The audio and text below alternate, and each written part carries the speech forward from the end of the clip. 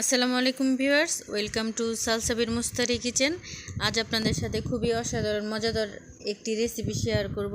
তো এখানে আমি একটা মশলা বানিয়ে নিয়েছি। দেওয়ার সময় বলছি, টমেটো ফালি করে নিয়েছি, কাঁচামরিচ নিয়েছি, বুটের ডাল সিদ্ধ করে নিয়েছি, পেঁয়াজ কুচি নিয়েছি, আদা বাটা, রসুন বাটা নিয়েছি বাদাম বাটা, নিয়েছি ঢেঁড়স।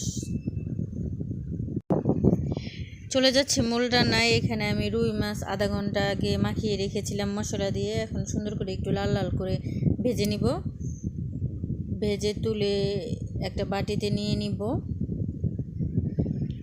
আসলে এইভাবে কিন্তু মাছটা হালকা করে ভেজে আপনার রান্না করলে খুবই মজা হয়। এখন চুলায় কড়াই বসিয়ে দিয়েছি, খাঁটি সরিষার তেল দিয়েছি। এখন দিচ্ছি পেঁয়াজ কুচিটাকে কিছুক্ষণ লাল লাল করে একটু ভেজে নিব। মাছটা আমি ভেজে যে বাটিতে উঠিয়ে নিয়েছিলাম। এখন পেঁয়াজটা ভালো করে কষিয়ে নিব। এখানে আমি আদা বাটা, রসুন বাটাটাও দিয়ে দিব।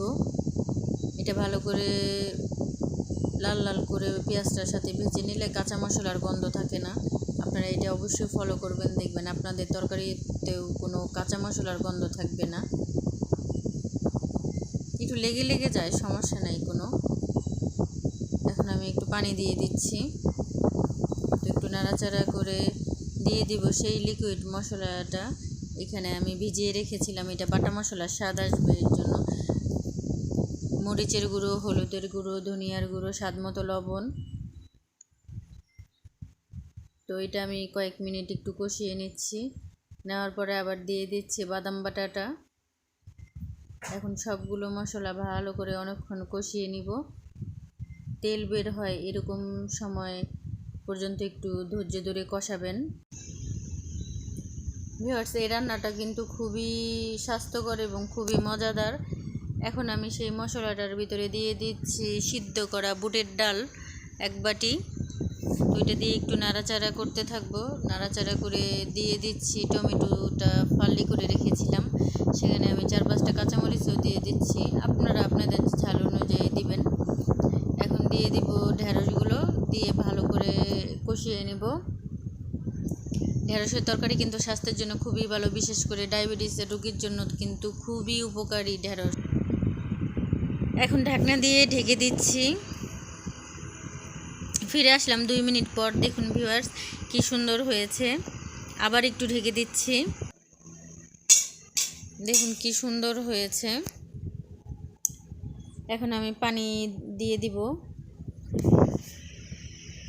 আপনারা কিন্তু আবার অনেক পানি দিবেন না, তাহলে পাতলা পাতলা হলে আবার ভালো লাগে না। এটা কিন্তু আঠা কষা ঝোল হলে খুব ভালো লাগে। তো এখন আমি ঢেকে দিচ্ছি। এখানে আমি খড়ি দিয়ে রান্না করতেছি। ঢেকে দিয়েছি।